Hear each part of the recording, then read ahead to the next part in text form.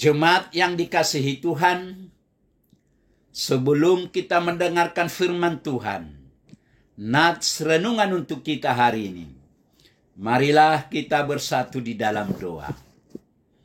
Damai sejahtera Allah yang melampaui segala akal, itulah yang memelihara hati dan pikiran saudara-saudara di dalam Kristus Yesus Tuhan kita. Amin. Jemaat yang dikasihi Tuhan, firman Tuhan, nats renungan untuk kita hari ini, Kamis tanggal 10 Oktober 2024, sesuai dengan Almanak HKBP, tertulis dalam kitab Amsal, pasal yang ke-10 ayat 2. Amsal 10 ayat 2. Harta benda yang diperoleh dengan kefasikan tidak berguna, tetapi kebenaran menyelamatkan orang dari maut. Harta benda yang diperoleh dengan kefasikan tidak berguna, tetapi kebenaran menyelamatkan orang dari maut. Demikian firman Tuhan. Kebenaran akan menyelamatkan orang.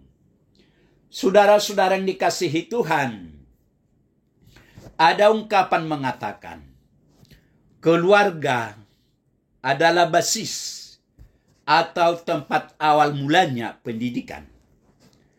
Ada juga pandangan bahwa sikap dan kepribadian seorang anak mencerminkan kehidupan keluarganya.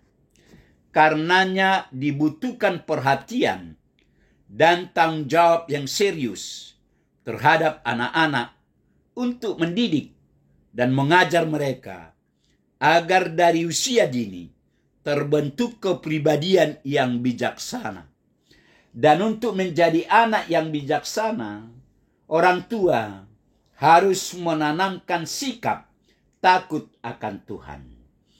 Takut akan Tuhan harus menjadi pondasi yang kuat untuk mendidik dan memperlengkapi anak-anak agar menjadi anak yang bijak, sehingga mendatangkan kebahagiaan bagi orang tua. Firman Tuhan menegaskan bahwa didikan dan pengajaran akan membentuk seseorang hingga menjadi bijak. Ketika mereka bekerja untuk mendapatkan harta, akan diperolehnya dengan cara yang benar.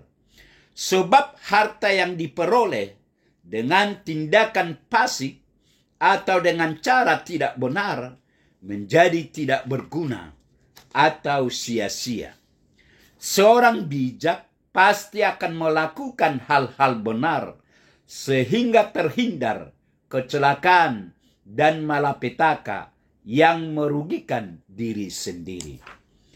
Nats renungan kita hari ini mengatakan, harta benda yang diperoleh dengan kefasikan tidak berguna, tetapi kebenaran menyelamatkan orang dari maut. Nats ini membandingkan dua jalan. Satu berupa kekayaan yang diperoleh dengan cara yang tidak jujur, dan yang lainnya adalah kebenaran. Kekayaan yang didapat melalui cara yang tidak etis mungkin tampak menguntungkan dalam jangka pendek, tetapi ia tidak memiliki nilai sejati dan ketahanan. Harta seperti itu bersifat sementara dan tidak dapat memberikan kepuasan atau keamanan yang abadi. Sebaliknya, kebenaran atau hidup dengan cara yang moral dan etis menawarkan manfaat yang mendalam dan abadi. Artinya, cara-cara yang salah untuk mendapatkan uang atau harta akan merusak dan membahayakan hidup. Tetapi muncul pertanyaan, apakah ini benar?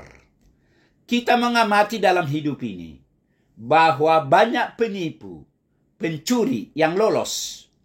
Mereka menghasilkan banyak uang dan memiliki keamanan finansial meskipun mereka melakukannya dengan cara yang salah. Jadi, apakah Amsal ini benar?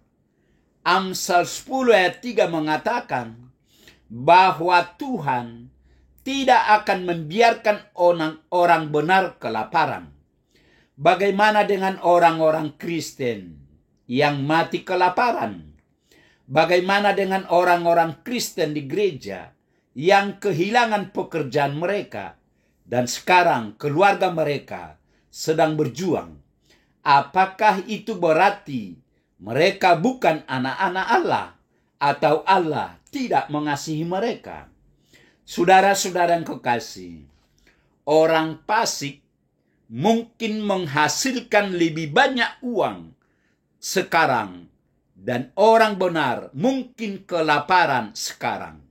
Tetapi pada akhirnya mereka yang berada di luar Kristus akan mengalami kesulitan dan mereka yang berada di dalam Kristus akan bebas dari masalah. Mereka yang berada di dalam Kristus akan diperkaya dan mereka yang berada di luar Kristus akan kehilangan semua yang mereka miliki. Bagaimana kita dapat mengetahui hal ini dengan pasti? Lihatlah kehidupan Yesus. Judas yang mendatangkan uang dengan cara yang salah berakhir dengan kematian. Tetapi orang yang benar, Yesus dibebaskan dari kematian. Amin. Marilah kita berdoa. Tuhan Allah Bapa di surga, Bapa yang kami kenal dan kami sembah hanya di dalam nama Yesus Kristus. Puji syukur dan terima kasih Tuhan atas kasih sayang-Mu kepada kami hingga saat ini. Tuhan masih tetap melindungi dan memberkati kami pribadi lepas pribadi, sehingga pagi ini kami boleh mendengar sebagian dari firman-Mu.